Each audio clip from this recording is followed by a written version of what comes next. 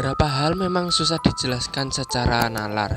Banyak orang yang lebih suka dengan hal yang bisa diselesaikan dengan cepat secara logika.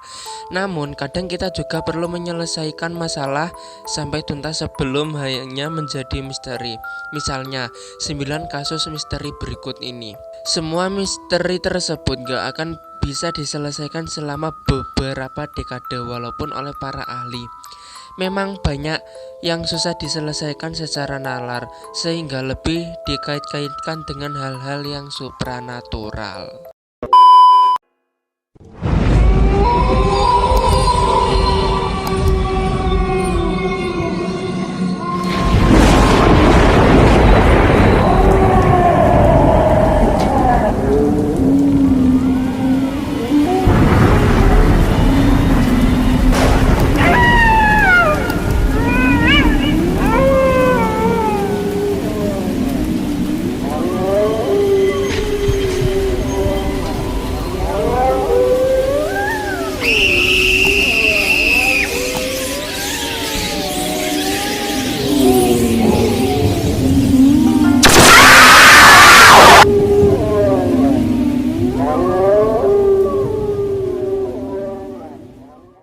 Di video ini saya akan membahas tentang 9 misteri supranatural yang hingga kini belum terpecahkan.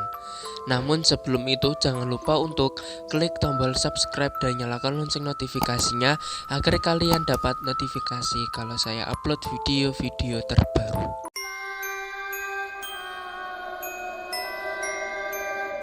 1. Insiden Dyatlov Pass. Pada 25 Januari 1959, 9 siswa di Rusia mendaki gunung Otorten untuk liburan ski. Mereka nggak pernah kembali sampai akhirnya tubuh mereka ditemukan. Pemeriksaan 9 jasad tersebut hampir mendekati ditariknya garis merah kesimpulan. Apa yang menyebabkan 9 pendaki mengalami ini nampak kabur ke dalam temperatur beku. Kenapa sebagian berpakaian untuk utuh sementara sebagian lainnya bertelanjang bulat? Yang lebih mengkhawatirkan adalah jasad Lyudmila Dubina yang kehilangan lidah serta kedua matanya. Ada berbagai teori yang muncul sebagai penjelasan masa-masa gelap dan menakutkan di gunung kematian tersebut. Penjelasan yang kemungkinan seperti salju, longsor, ataupun uji senjata eksperimental rahasia oleh militer Rusia sempat disalahkan. Bahkan penculikan oleh Yeti ataupun alien juga sempat dijadikan alasan karena berdasarkan kepercayaan peneliti Soviet saat itu. Ini yang menyebabkan kejadian Dyatlov Pass menjadi misteri sampai saat ini.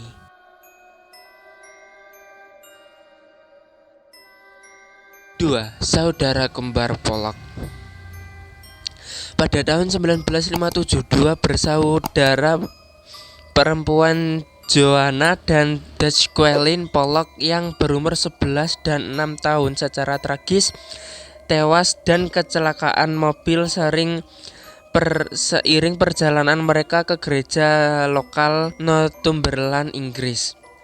Orang tua mereka sangat terpukul, sampai-sampai ayahnya John berdoa kepada anak perempuannya kembali dalam hidupnya dan sepertinya doanya pun terkabul. 1 tahun kemudian saudara kembar perempuan Jennifer dan Gilliam lahir yang secara mengejutkan memiliki tanda lahir yang sama dengan saudara perempuan mereka sebelumnya yang telah tewas. Di usia 2 tahun, kedua saudara kembar baru tersebut meminta mainan yang sama dengan yang diminta oleh Jacqueline dan Joanna, padahal belum pernah mendengar tentang mainan tersebut sebelumnya. Pada usia 4 tahun, mereka sudah mengenal tempat yang mereka belum pernah ke sana, tapi pernah dikunjungi oleh Jacqueline dan Joanna. Sebelum usia sekolah, mereka bahkan menunjuk sekolah tempat Jacqueline dan Joanna, kemudian mengaku bahwa itu sekolah mereka. Para ahli, salah satunya adalah Dr. Ian Stevenson, menyebutkan bahwa ini mungkin tanda adanya reinkarnasi, tetapi mereka pun belum bisa memastikannya.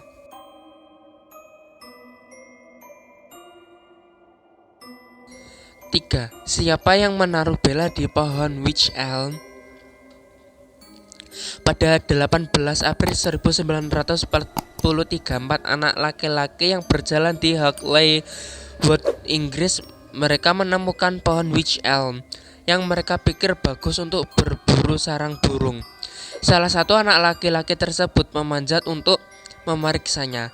Itulah saat mereka akhirnya menemukan retakan seram pada batang pohon tersebut, dan di dalamnya terdapat kerangka wanita lengkap kecuali salah satu tangannya yang entah kemana.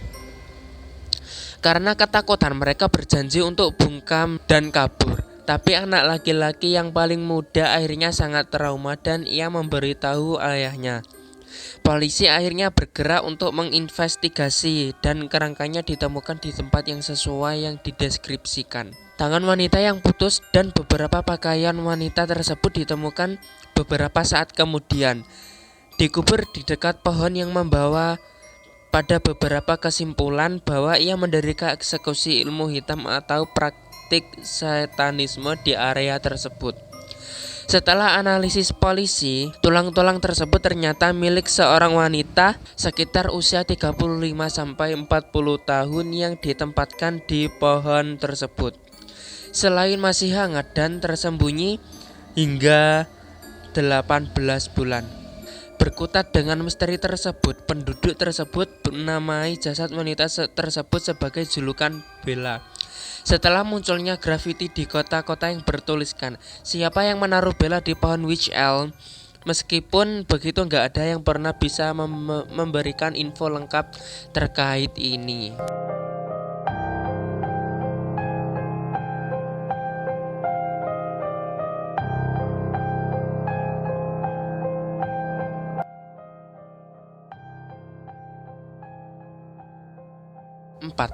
Kapal SS Urang Medan. Berdasarkan laporan yang sudah menyebar pada Juni 1947, banyak kapal berlayar di rute perdagangan Selat Malaka yang berlokasi di antara Sumatera dan Malaysia mengaku telah menangkap beberapa kali sinyal darurat SOS. Pesan dari kapal tersebut cukup seram karena menyatakan bahwa semua awak kapal termasuk kaptennya telah tewas terbaring di seluruh penjuru kapal. Komunikasi ini diikuti oleh Morse kode yang nggak bisa diterjemahkan, yang ditutup dengan pesan "Aku juga mati". Setelah itu hanya ada keheningan yang terdengar. Sinyal permintaan tolong itu diterima oleh 2 kapal Amerika serta pos penerimaan Inggris dan Belanda. Mereka yang berada di pos penerimaan sinyal berhasil menangkap sumber penyiaran dan mengestimasikan bahwa itu datang dari kapal kargo Belanda yang dikenal dengan nama SS Urang Medan.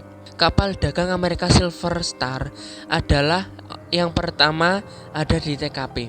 Dengan segera langsung mendekati Orang Medan dan kapalnya dipenuhi dengan mayat kru Belanda yang mati dalam keadaan matanya terbelalak dan tangannya merentang di depan badan mereka seakan melindungi diri dari sesuatu yang mengerikan. Seiring dengan Silver Star mencoba menarik kapal hantu tersebut kembali ke tepi, para kru menyadari adanya asap dari dek bagian bawah.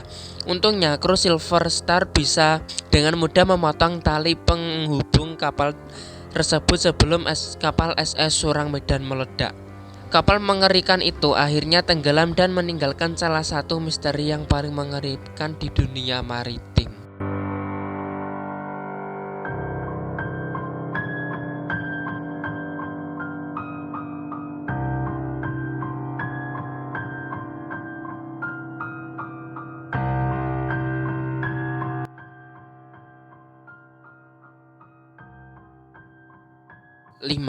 Sinyal wow. Ahli fisika Cornell, Philip Morrison dan Giuseppe Cocconi terkenal karena mencoba untuk membayangkan seberapa cerdasnya peradaban alien mencoba untuk menghubungi bumi. Mereka harus melihat transmisi radio. 18 tahun kemudian prediksi itu menjadi kenyataan. Pada Agustus 1977, Jerry Ehman, peneliti sukarela dari Ohio State University memindai gelombang radio dari luar angkasa, berharap secara acak bertemu dengan sinyal yang dikirimkan oleh alien cerdas. Hingga akhirnya ia melihat dengan pengukurannya yang menukik. Sinyal tersebut berlangsung selama 72 detik, periode waktu terlama yang pernah muncul dan transmisi dalam alat yang digunakan Ehman. Sinyalnya sangat keras dan sepertinya dipancarkan dari tempat yang belum pernah dikunjungi oleh manusia, di konstelasi Sagittarius dekat bintang Tau Sagittari, 120 tahun cahaya jauhnya. Ehman menulis kata wow di lembar asli penulisan sinyalnya, sehingga peneliti memberinya judul sinyal wow. Semua usaha untuk melacak lokasi sinyal tersebut gagal, yang akhirnya menuju pada spekulasi dan misteri tentang asalnya. Jadi, apa maksud dari sinyal ekstraterestrial misterius ini? Apakah Ehman adalah manusia pertama yang menerima pesan dari luar angkasa? Pendapat para peneliti pun terpecahkan, tapi bisa jadi kita akan menemukan jawabannya lebih cepat dari yang kita pikirkan.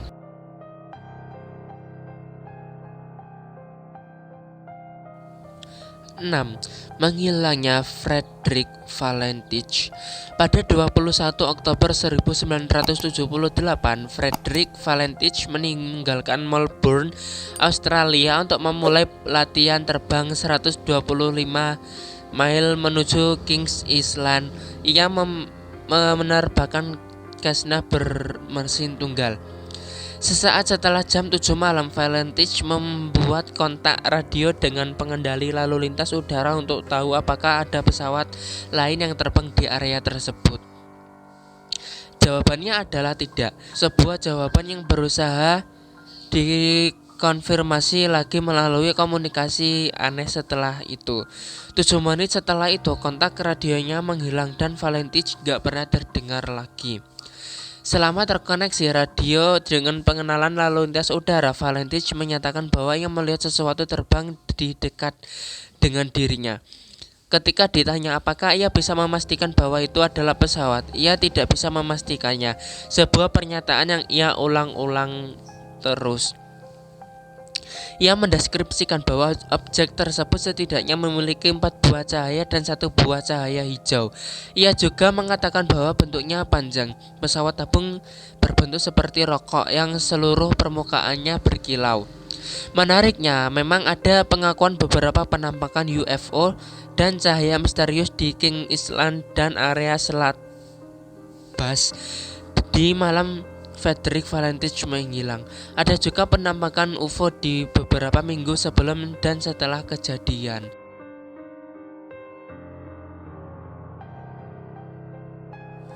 Tujuh, pria yang menghilang di tengah udara. Penulis dan pahlawan perang Ambrose Bierce mungkin lebih terkenal mengenai hilangnya daripada tulisannya. Pada tahun 1913, Bierce menulis bahwa ia sedang menjelajah ke Meksiko dan menghilang begitu saja. Penjelasan logis yang muncul adalah ia berlari dari sekelompok tentara dalam revolusi Meksiko. Terlepas dari trip yang dijalani oleh Bierce, ia memang telah meneliti banyak kehilangan tiba-tiba. Bierce mengungkapkan teori bahwa seseorang bisa jatuh ke dalam lubang dimensi dan terjebak di sana selama-lamanya, menunggu di antara hidup dan mati. Inikah yang terjadi pada Bierce? Apakah ia memiliki takdirnya sendiri? Gak ada yang tahu. Hilangnya hari ini, menghilangnya dirinya masih menjadi misteri.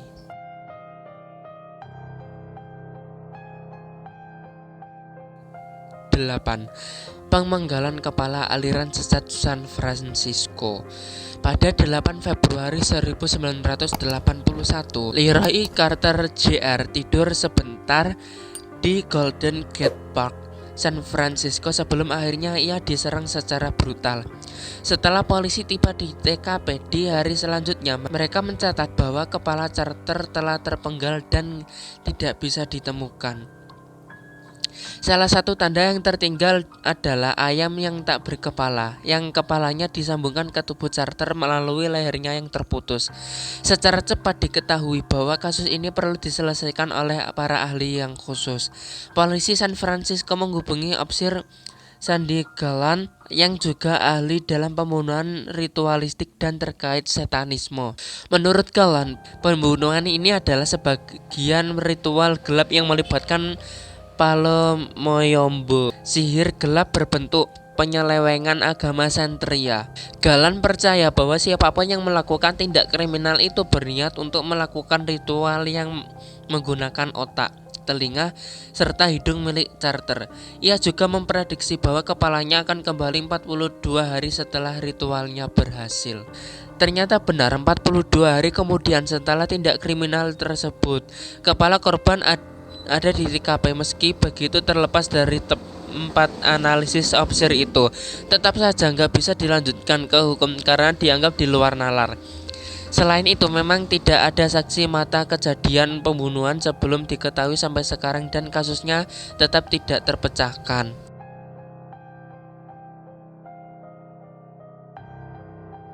Yang terakhir, kasus membingungkan dari Pauline Pritchard kecil. Pauline Pritchard kecil yang berusia 2 tahun menghilang dari peternakan keluarganya di Brittany, Prancis pada April 1922. Pencarian ketat gagal menemukannya. Namun, beberapa hari kemudian polisi menerima berita bahwa seorang gadis cilik cocok dengan deskripsi Pauline ditemukan berkelana di kota Cherbourg, sekitar 320 km dari peternakan Pritchard. Orang tua Pauline datang untuk memeriksa gadis cilik tersebut dan menyatakan bahwa itu memang Pauline yang menghilang. Sekitar sebulan kemudian, peternak tetangga berjalan di dekat peternakan Pritchard dan menemukan sesuatu yang menakutkan, yaitu sebuah tubuh yang termutilasi dan membusuk dari seorang gadis cilik di samping pakaiannya yang terlipat rapi. Ia mengingatkan kepada pihak yang berwenang yang kemudian hadir di TKP dengan penduduk kota. Di antaranya ada orang tua Pauline. Walaupun wajah gadis cilik tersebut gak bisa lagi diidentifikasi, orang tua Pritchard menyatakan pendapat yang membingungkan. Pakaian itu terlihat persis dengan apa yang dikenakan oleh Pauline di hari ia menghilang. Area ditemukannya sisa-sisa tubuh tersebut telah dicari dengan seksama ketika Pauline menghilang pertama kalinya, yang menyebabkan kesimpulan bahwa seseorang menaruh tubuh tersebut di sana baru-baru ini saja. Kasus ini menjadi semakin membingungkan ketika tengkorak pria dewasa ditemukan di samping tubuh Pauline, menambahkan kemungkinan korban kedua di kasus ini. Kasus ini membingungkan para polisi. Jika tubuh di hutan tersebut adalah Pauline sebagaimana bukti yang terlihat, apa yang sebenarnya terjadi kepadanya? Apa hubungannya tengkorak pria dewasa yang tidak teridentifikasi itu dengan pembunuhan Pauline? Siapa gadis dari Cherbourg yang selama ini telah hidup bersama keluarga Pritchard? Jawaban terhadap pertanyaan-pertanyaan tersebut belum pernah terpecahkan, dan kasus Pauline Pritchard cilik ini menjadi misteri tak terpecahkan Prancis yang paling membingungkan. Itulah tadi 9 misteri supranatural yang hingga kini belum terpecahkan. Cukup sekian dari video ini. Jangan lupa untuk follow akun Instagram saya. Jika kalian menyukai video ini, jangan lupa untuk klik like-nya. Jika menurut kamu video ini bermanfaat, kalian bisa share video ini. Dan jangan lupa untuk subscribe dan nyalakan lonceng notifikasinya agar kalian dapat notifikasi kalau saya upload video-video terbaru.